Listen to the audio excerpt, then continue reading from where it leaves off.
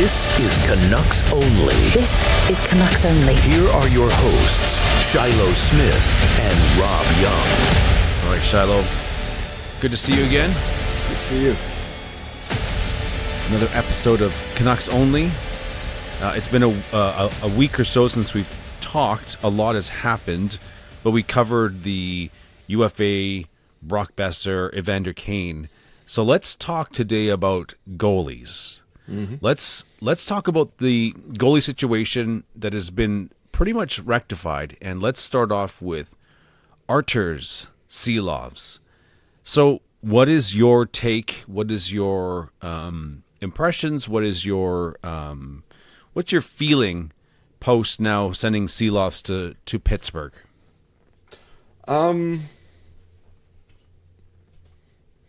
I to be honest, when I look at him, I'm not like, okay, whatever. Like, he was not impressive in the NHL level.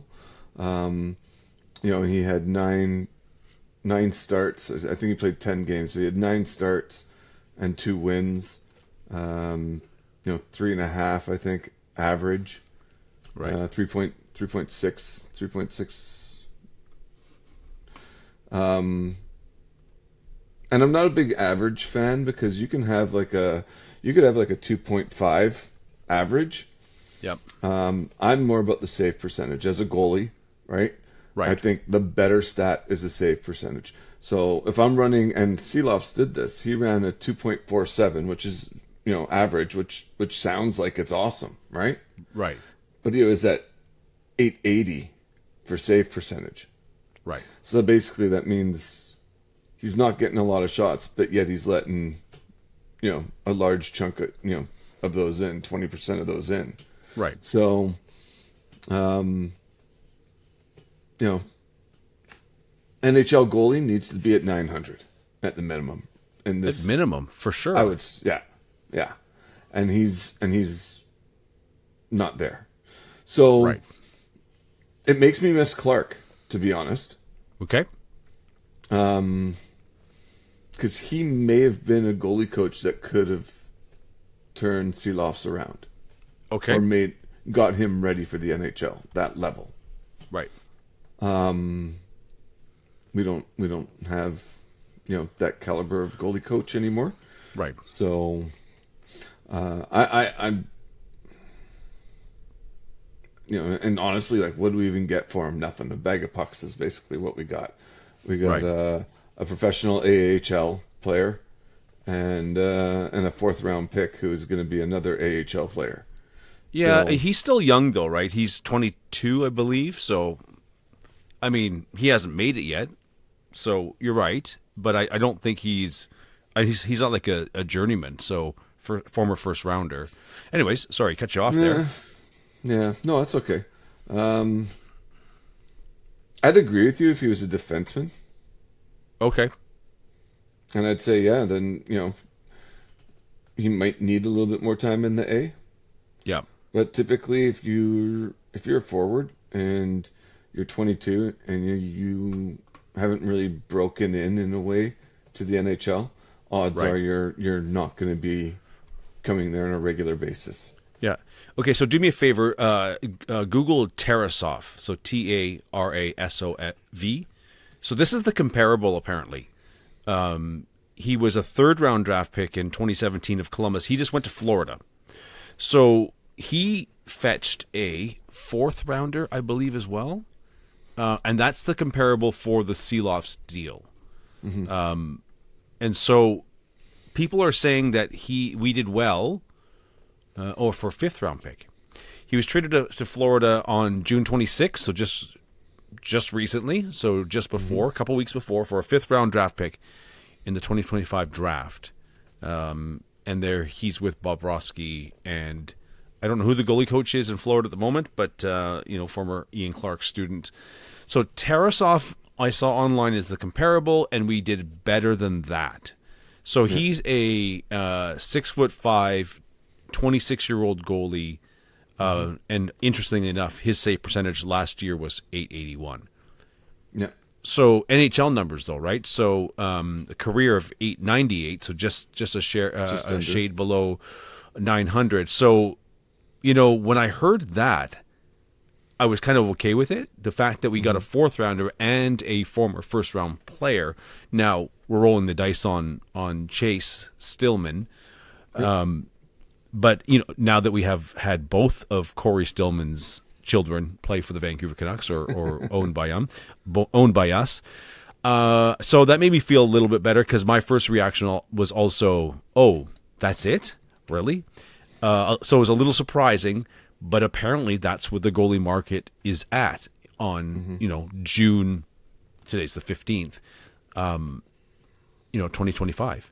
So I think we did better than, and Tarasov was a high prospect as well. He's 26, so he's older. So, I mean, that being said, does that change anything? Any of your thought process with that? No, not really. I think we got the best we could for him, and I don't think he's going to be overly missed, unless something happens where Demko and Lankinen are both injured, and if we have green goalies who have never, his one benefit is that he had NHL experience.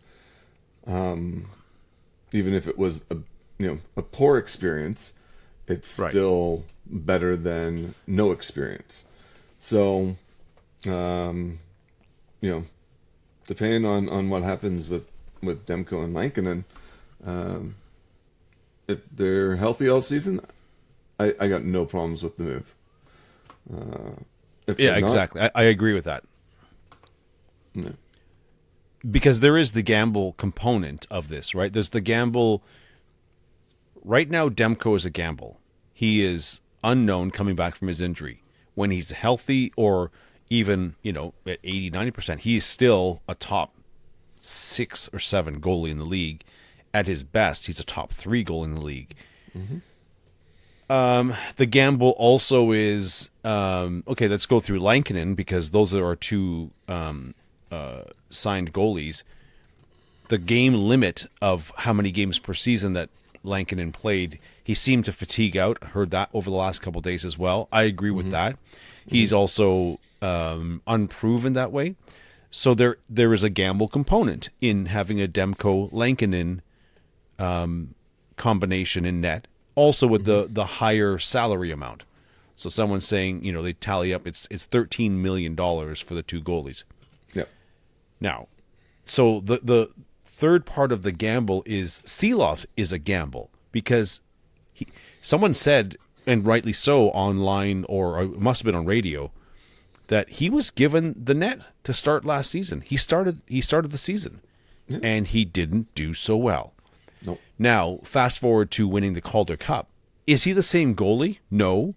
Is he have this weird championship pedigree in the World Championships? He's got a few trophies under his belt at the moment. But he still didn't look good in an NHL crease. And I saw some of the similar things. For Canucks Quest, I have all the games recorded from Nashville and Edmonton, and I was going to do an examination of Silovs because, the love affair that Canuck fans have with Silovs at the moment. There's the realists, and I feel that you're in the realist camp, and many of the media are. Once they hash through the data, hash through the emotions, hash through the situation. There are the realists, and then there are the fantasy, the fantasists. Is that even a word?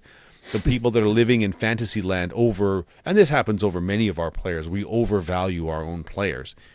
But again, he won the Calder Cup. He looked amazing, except for the long shots, again, which were a problem last year, and they were a problem in the AHL. He should not have a problem with a long shot in the AHL. I tweeted out that his reaction and follow game was incredible. His movement side to side, his aggressiveness, his energy tracking that puck when it was down below the circles. or sort of behind the goal line and below the dots on his side, he looked amazing. But I still saw long shots going in on him at the AHL level. I think he needs his eyes checked. Like with all, and that's a serious comment. I tweeted that he needs to go to Specsavers because they're the sponsor, but he still has holes in his game. And that's even at the AHL level. So you don't know at the NHL level in July 2025 where he's at, and so that's the gamble, right? Yeah. So, and if this was any other scenario, as we've talked about with Tocchet and Foote, the unfortunate drama with Miller and Petey, and Quinn Hughes' contract, it all ties together because all roads lead to Quinn Hughes, and so that is the final piece of that gamble with Silovs. So if you go that route, and I feel that the Lankinen contract was maybe a little bit too high, dollar-wise, and I can't remember, he got a 3-year deal, I believe. And someone I was on Twitter with somebody last night, and we're having almost like a conversation in real time tweeting, is that if they sign Lankinen into that contract, again, Demko was still unknown as to his health status, and knowing that Silovs was there in the wings, but that's when they signed him must have been mid-season. I can't remember when they signed him, to be honest. I want to say November. I'm probably wrong on that. But my take is that if you're doing an internals and you say, where's Silovs at? And they said, no, let's sign Lankinen. That was writing on the wall for this moment right here. And so again, with you, I am okay with it because I think they're unsure. And, trading back to Pittsburgh, it's Pittsburgh and the Canucks doing favors for each other in some, with old relationships and old ties there with Rutherford. And I'm okay with it. If it was a different scenario where the weight of the balance of Quinn Hughes being a Canuck hanging in the balance, it would be different. They'd be like, no, it was probably too short-sighted. The Lankinen one signing was probably also a little bit short-sighted, knowing that Silovs was there, that you had time. But I really don't think we have time. We have a small window, and I think the window is December. I think the American Thanksgiving playoff race is actually our deadline. Yeah. And with looking at eyes on Quinn Hughes and getting a contract. So I agree with you. I think I'm definitely okay with it. Could have been done differently, of course. And, there's 3 or 4 scenarios in there, like a Demko-Silovs combination, potentially, if they thought Demko was coming back, made sense. But that's also a gamble. And I mean, with what... So here's my prediction, and here's what I'm hoping, okay? My prediction is that Demko plays 55 games, at least. Okay. 55 games, Lankin picking up 30. I'm just doing bad math. Right. And Lankinen picking up 30 games. So he played 51 games last season, and he was tired in some of them, but he pulled out 25 wins. Right. So if your backup is winning half the time, and actually it's not even that he lost half the time. So they were, I think he had 15 losses. So Lankinen did last year? Yeah, out of 51 games, he had 15 losses. It's unbelievable. And 10 OTs. You kind of forget about that in some strange way, right? So as a backup goalie who's doing 30 to 35 games, right. I'm very, very happy with what he could bring. Right.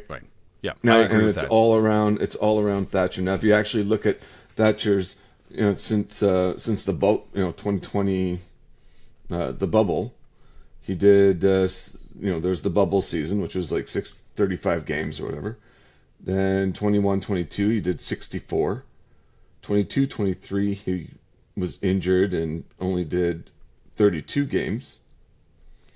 23-24, he was back up to 50. And then last season he did 23. Okay. So now I'm like, okay, this means to me he's got that time, he's recovered, he's doing everything good. He could pop off a 50 game. The worst thing is, I believe he's going to get injured again. Demko?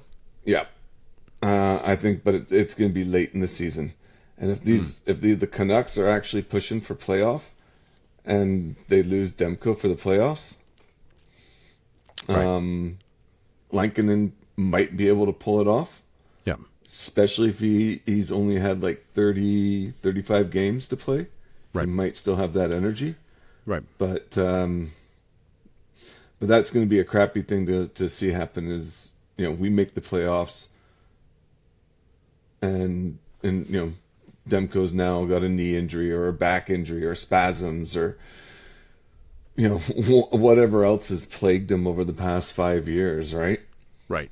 So And so for that very reason, I would actually reverse it. I would actually give Lankinen his 45 games and try to give Demko less and save him for the playoffs. I would, he played 51, so it was, I think it was a few games too many for Lankinen, but he needed to. I mean, I think he started 20 straight, which is insane. yeah. Like some crazy amount of games in a row. Yeah, like he was on fire, to be honest. Right. Like he had a great season. Oh, he was incredible. He right? was. I mean, 15 losses in 51 games. That's good. It's unbelievable, and so that's why I would reverse it. I would lessen Demko's workload, and save him towards the end of the year. So you do more of a 50-50 almost split. For right now, absolutely. And with that mentality and strategy is that you're doing a load management, a work management, to manage the workload, and save your best. Get into the playoffs. Like, I think they should come out like gangbusters for American Thanksgiving. And now, do you do Demko for that? Probably maybe a 50-50, because Lankinen can win games, obviously. And including Lankinen winning during the turmoil. When everything else was going the wrong direction, going south, he was picking up the team and him and Quinn Hughes were carrying the team. Yep. And then, obviously, I always neglect to mention Kiefer Sherwood wrote a great season, but that wasn't contributing to the wins. But the pluses of last year, Lankinen 100%, Quinn Hughes until he got hurt, and a few more games. And as much as I critiqued the move to push so hard, knowing that this team was not a playoff team, they would have gotten trounced in the first round, I think. So that I didn't like that push and the unnecessary Quinn, maybe extending himself into injury territory. He was injured, but then pushed hard, and then Four Nations pushing hard. There was lots of little things that really didn't bode well for the entire franchise, potentially, and it didn't go 100% sideways. It didn't hurt us as badly as it could, but I think that obviously playoffs, and I'm just looking, and here's a side question: is who do we think the Canucks will beat out for the playoffs? Because in a lot of people's prognostication, we are on the outside looking in. Oilers are not making the playoffs next year. Who's that? The Oilers? Yeah. Awesome.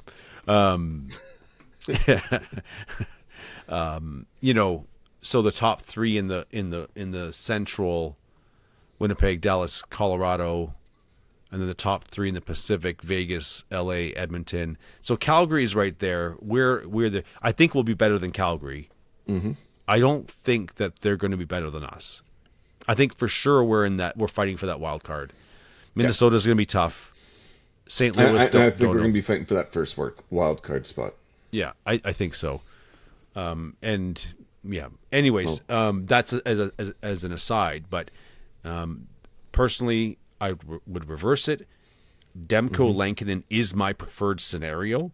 And again, I wish Silovs the best. But right now, there's too much at stake with all the moving pieces leading up to Quinn Hughes' contract. So I'm good with it. Mm-hmm. I have a question for you. So sorry. Oh, go ahead. No, I was just going to ask if you know, like Lankinen. I can't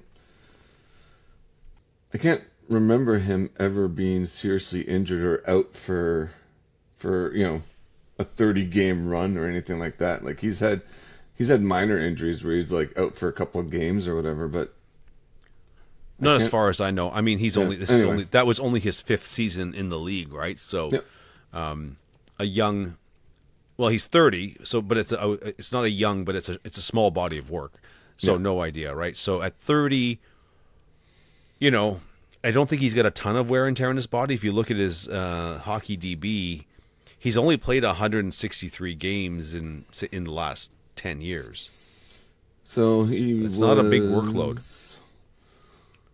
That's the tally on hockey DB. Injury, but that was in Europe. So when he played with the Blackhawks, he injured his hand. That happens. Yeah, that's not a big deal. Head injuries you can play goals still with. It's nothing structural or ligament. Anything sort of lingering. It's not core, knees, or hips like those. Right. So if you're a goalie and you get, you can have a core issue or a hip issue, knee issue, groin issue. Right. You're sort of you're going. Well, look at Maelstrom, right?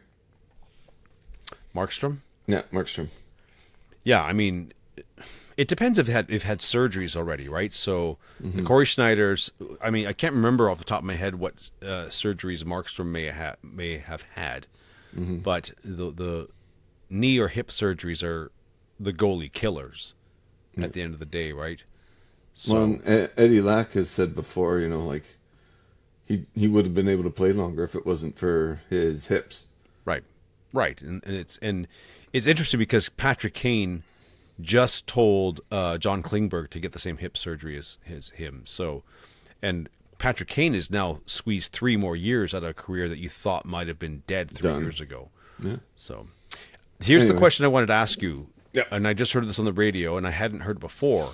Is the reason that Ian Clark was not renewed or he was pushed out the door by the Canucks is they feel he was pushing Demko too hard in practice, and that was the reason for the injury.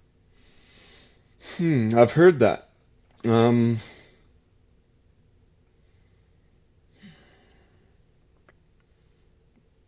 So if it's true, I mean, and so the second half of that comment was Demko was 100% on board and was asking to be pushed hard in practice, but the Canucks internally weren't happy with that, and they feel it contributed to that freakish, unique knee injury that he has. Yeah. But if that's the case, I mean, I'm hoping that Demko's okay. I mean, he represents, an unbelievable asset tool in your toolbox to move this team forward. Yeah. But if I mean, as a goalie, you want to be pushed to the limits because you only get better if the pucks are shot faster. Right? If the pucks are shot harder. Right. So I want those, 110 mile per hour shots being taken at me. And if they're going in, but it's training my eyes, my mind together with my body. Right. I want to work on my movements hard and fast, like game, right? Right. So goalies, I think, actually practice, and there are. I'm not to say like players don't. There are players that practice. Like I'm sure JT Miller practiced like he was playing a playoff game every single practice, right? Right, like from day one. That's who he was. Yeah. But goalies, like they have to. They're wired to play even a practice and just give it their all out. I think the only time you'll ever see a goalie just sort of half-asser is All-Star games. Okay. Because no one wants to get injured in an All-Star game. Would you say that's true for warm-up as well? Warm-up? No, warm-up is different. So when you're warming up, it's not about like making the stops or training your body to make the stops. Yep. It's about loosening your muscles. It's about just slow movements. It's about getting flexed ready, right? Right. And typically what you do is you let some go and then you pick one out of 10 and you're like, I'm stopping this one, right? And then you give everything to stop it. Right. And then, a few more shots and you're just kind of like, whatever, right? You might be focusing on just like, I want to be center mass. I want to be somewhere where the puck's just going to hit me. I don't have to make a save, right? Right. So warm-up's a little bit different. It's this stretch the body, get you ready, get your mindset into it, and it's not an all-out let's go thing. Right. But most goalies do typically practice like giving it their all, right? Right. Totally. I mean, his injuries, like the knee one, okay, sure, but he's also had, back spasms. He's had his groin injury. If those were from like training, I would expect that they would have dealt with that before. Because if all of a sudden you're like pushing someone and they start getting back spasms, then you should be like, you know what, we're going to cut back what you're doing or how you're doing it. Yeah. And we're going to adjust, the thing. So we're going to still work hard. We're going to give you those hard shots, fast shots, but we're going to go a little less on, whatever that activity is that's most likely giving back spasms, right? Right. And then the groin injury and then the knee. So yeah, I mean, I don't know. I don't know how much weight I put into being pushed too hard to injury. That might be a scapegoat type of thing. Yep. Okay. I think personally it came around money and worth, and what Ian Clark was like sitting there going, look, like he just pumped out, 2-3 top 10 goalies, and one of them, like, you could say that there was a time Markstrom could have been or was the number one goalie in the league. Right. And then Demko was, looking like he was going to be that, when he was backup and he came out on the scene and it was like, wow, like here's another number one goalie. Right. And I think he just was like, look, here's look what I'm doing for the association. Right. I want to be appreciated and compensated as such. And if they were like, we don't want to meet that, they're not going to tell the fans we weren't going to pay Ian Clark. Right. Because everyone would go nuts. Right. But if they turn around and say, yeah, we let him go because we felt that he was contributing to injuries in the goalies, then everyone's going to go, ooh, yeah, we don't want that. Totally. So I don't know, but I don't know. I knowing goalies and how we want to be pushed and whatnot, I don't know if that is at least the only reason. It might be one that they've landed on, but I don't think it's the reason. Yeah. So I'm just, as you were talking, I Googled just Ian Clark Canucks. And so Daniel Wagner always does great articles on Vancouver is awesome. And so I'm just gleaning through the article, and it says that first thing that jumps out, it was Clark's decision. Let's start with the reason why. And it says his health. So Ian Clark's health. He was, day-to-day was too much on his knees, wear and tear.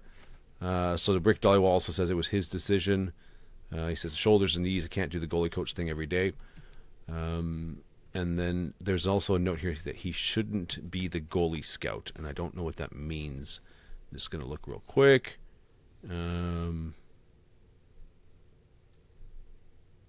I think that's what he is now. He's a goalie scout. Oh, okay. So there's there's a little research Canucks, to be done there, right? and then the next trivia question for 400 Alex is what's the name of the Canucks' new goaltending coach? Do we know who it is? Yeah, he's an article. So his name is Marko Torenius, and he is a Finnish goalie coach that's been doing it for a decade and developing elite goalies over in Finland. And for the last few years, Finland has been known as the goalie machine country. So they are pumping out top-level goalies, probably above every other country in the world right now. So it sounds like that's an okay scenario for us that needs to be researched for another day. So what I wanted to quickly ask you about is, how do you feel contract and salary structure-wise? How do you what's your feelings on? So right now, this season, Demko's going to make $5 million and Lankinen $4.5. And I was wrong; it wasn't a 3-year deal; it's a 5-year deal for Lankinen at $4.5. So that's why I thought it was a little bit rich, maybe in anticipation of the salary cap or as a reward at 30. So that's going to take him to 34, 35. So this is his payday, really, his only payday. If he plays past that, good on him. But he's a UFA in 2030. But after this season, in 2026, 2027, Demko's contract kicks into his 8.5. So now you're paying the $13 million per season for those two goalies. What's your impressions and takeaway on next season's salary cap for those two goalies? I think I'm okay with it because the cap's going to go up, right? Right. And it's going up like 30%. Well, it's going up the 10 to 12%, 10 to 12%, and 10 to 12%. So 30% over 3 years. Yeah, so it's going to be like in 95 million next year. Yeah. So if you look at it that way, I'm okay with what we got. I don't think it's gonna, like, if the cap was sitting and they're like, we're not doing no cap raise for the next 3 years, then I'd say, you know what, that was probably not the best or smartest way to spend their money. Right.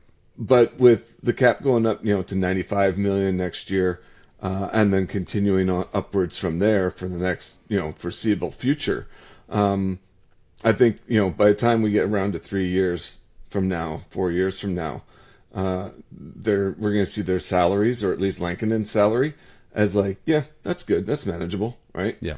And it's not going to be a big deal, even if he just maintains his backup status and doesn't, do more than 40 games a season.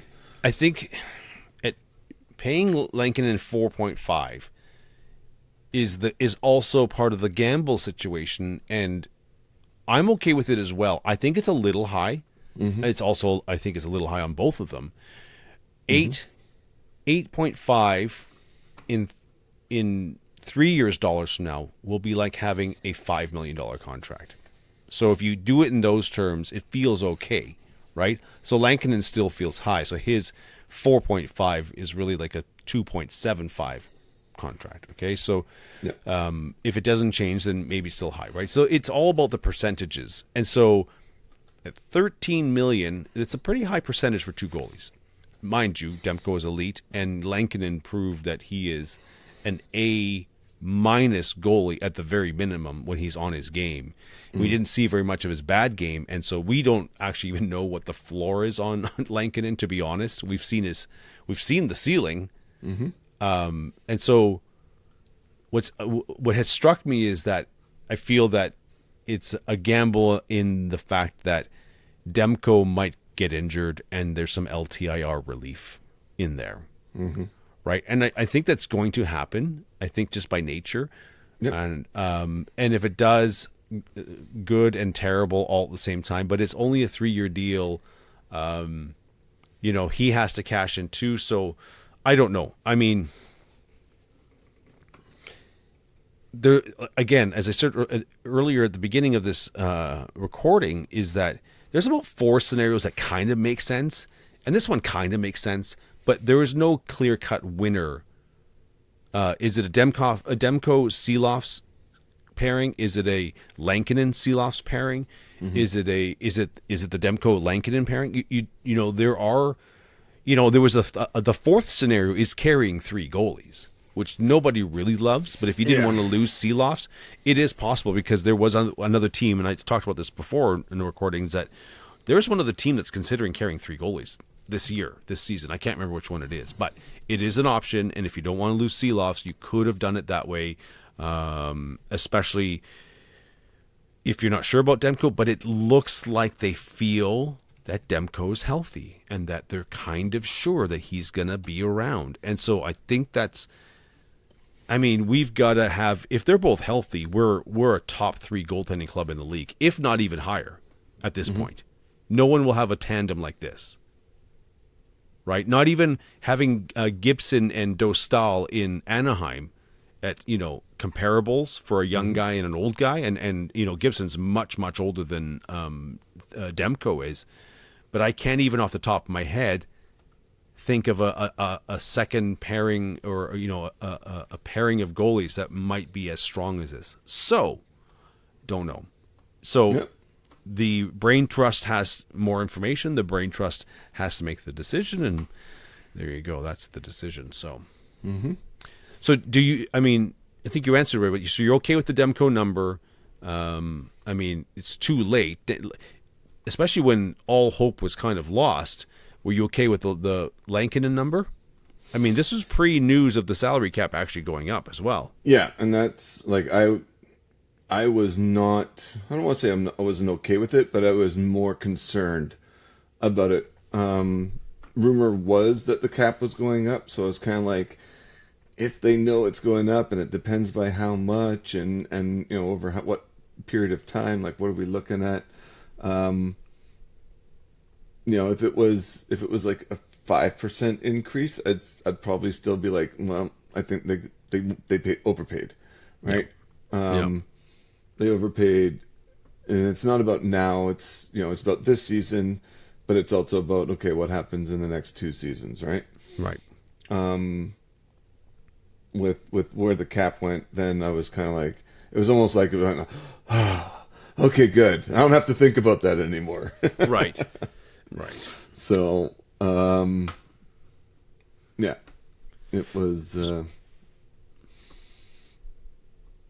it was good. I'm just looking at the goalies in Abbotsford right now. Okay. Tulapilo, he re-signed. Past that, I don't know who it is. Ty Young. Yeah, I get confused with some of those guys. Those guys, they sound familiar, and I don't have any. Haven't researched any of them. So I guess let's just circle back real quick. So this scenario here, Demko, Lankinen trading Silovs, is that what you would have done? Do you think, if you were Alvin Rutherford?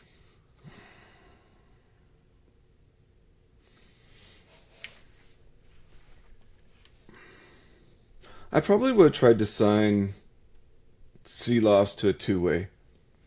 Okay. That's what I probably would have tried to do.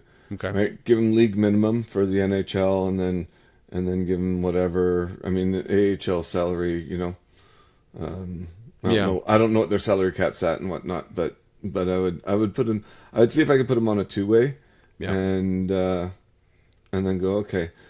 That way, if and I'd probably even maybe put some incentives in there, right? For every win, you get an extra, $15,000, right? Whatever. Something like that. I think I would have liked to have gone that way, but because now, honestly, like I'm just, like I said, looking at the AHL guys, none of them have NHL. Well, one guy played 2 games. He had a win and a loss. Tulapilo? Yep, Shylo. And another guy played with the Golden Knights over the past 4 years. Oh yeah, we signed him in the last summer. Yeah. And the reporter, was it from Vegas? He was saying, "Oh yeah, he's really good." And I thought, oh, okay. And then right after was Lankinen, because the Canucks were after Lankinen before that. So yeah, we've got goalie depth now. That was the other thing. So we got some depth in the AHL. So for me, that softens the blow of losing Silovs, because we do have at least 2 guys, and I think the other 2 are total rookies. Right, yeah, the other 2 are total rookies. So we got 2 guys that have played in the big leagues, right? and maybe not a ton, but they've got that experience. I'm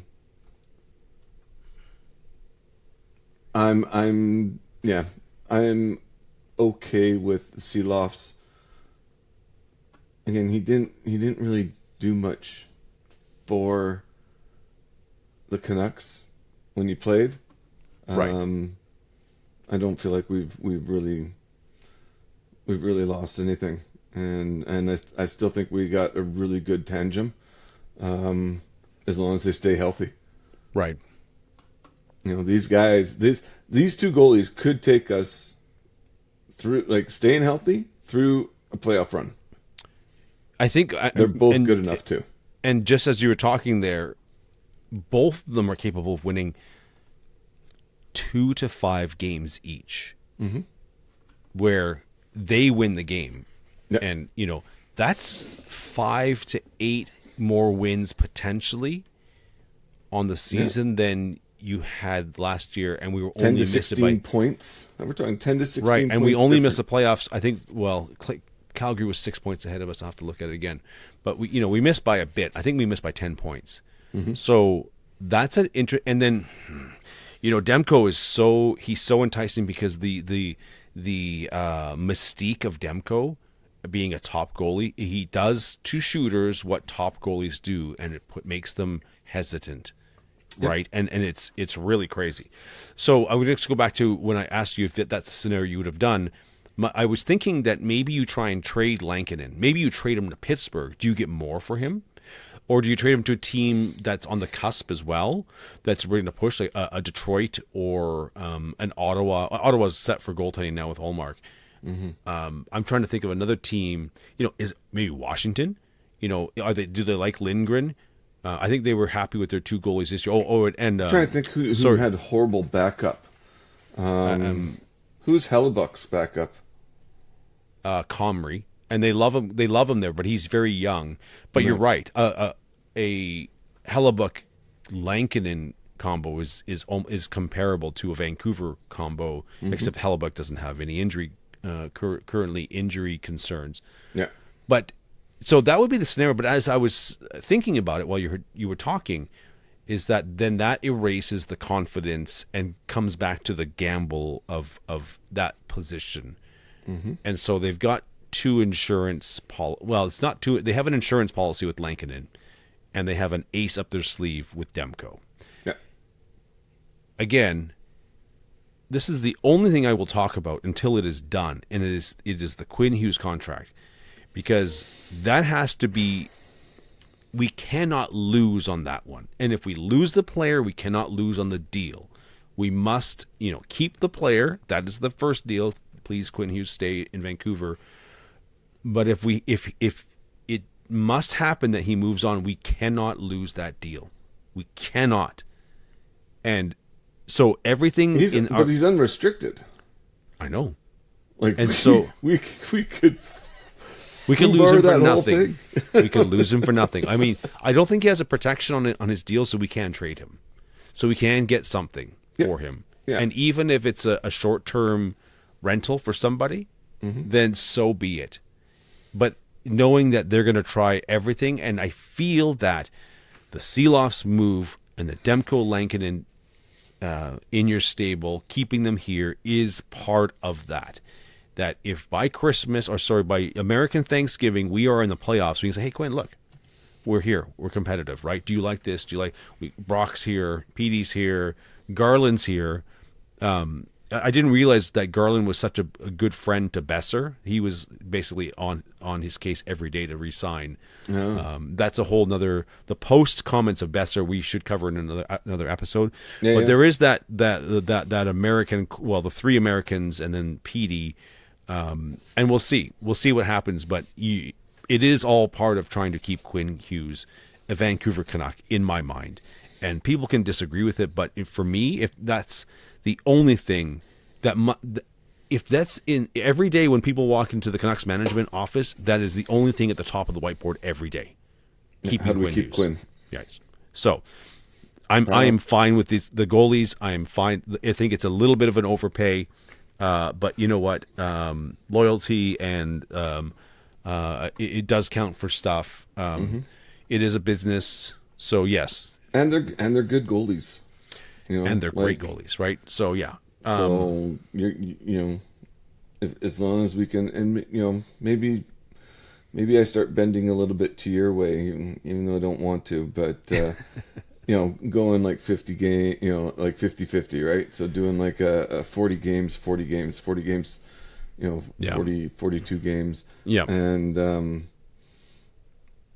and doing it that way, so that you don't burn them out. So you don't burn them out. I think if you're going to play your cards, it's like playing poker, like save your cards to the end, right? Like, or whatever game at that point.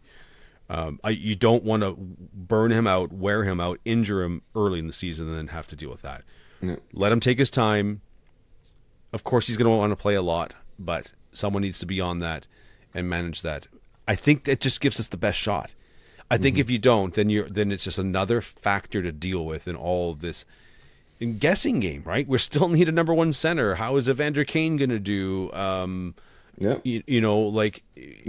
a lot of unknowns for the next season, and it's not unknowns, but it's like risks. Yeah, right.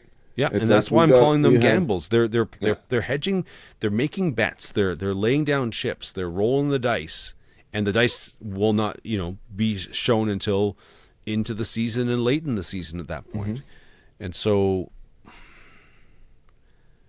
it's hard to say. We're not inside of there, and I think we're being realistic in my personal opinion about our takes on contracts and performance and evaluation of these players, and we're not super in love with the players except for Quinn Hughes, and so I feel it's a very reasonable take, and without having all the information from being inside Rogers Arena walls, it's all you can do is play the armchair quarterback at this point, and make your best guesses from just the observational in the quarterback armchair.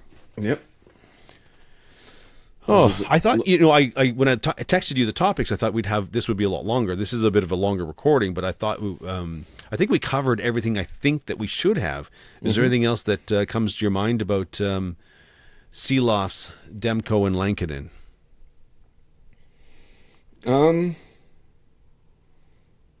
No. I mean, I like the two of them together. I think, I'm sticking by my prediction that Demko is good.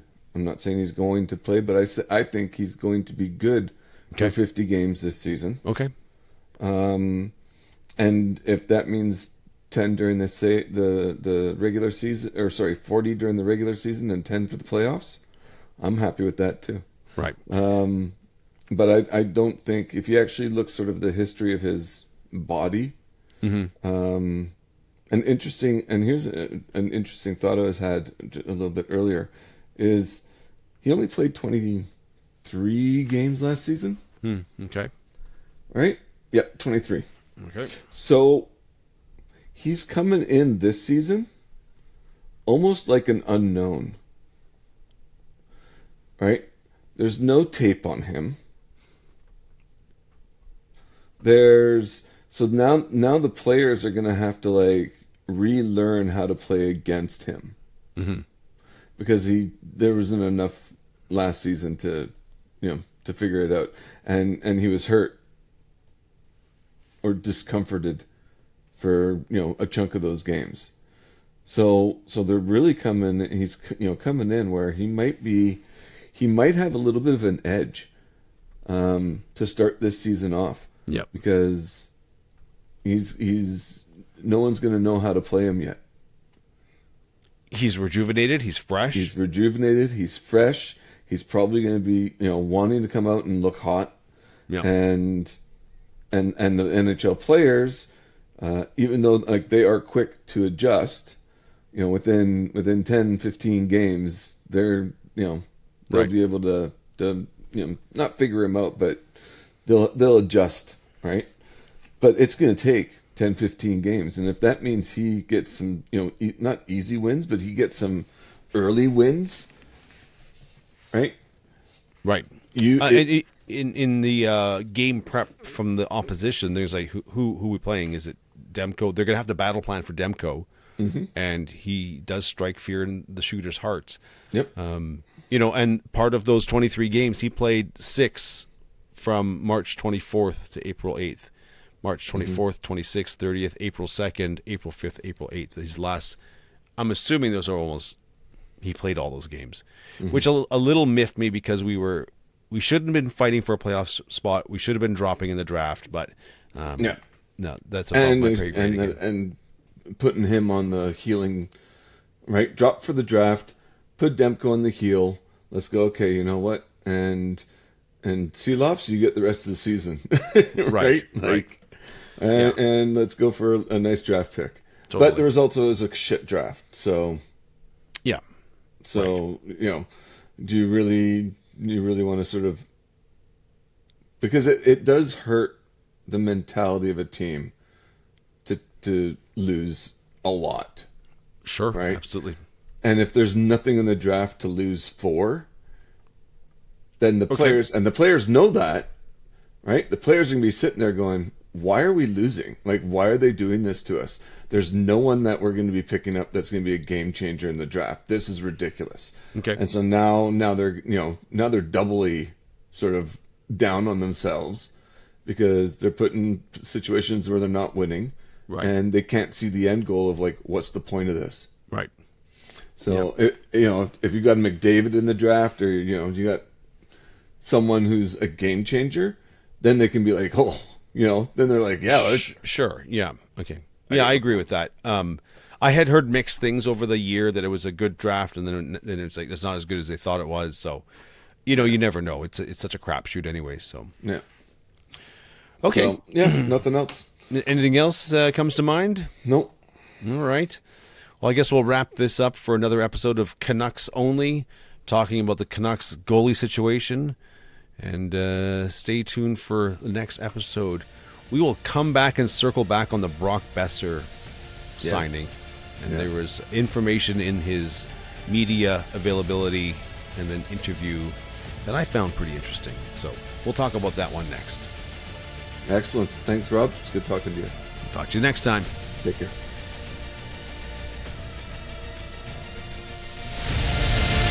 Thank you for listening to Canucks Only. Canucks Only.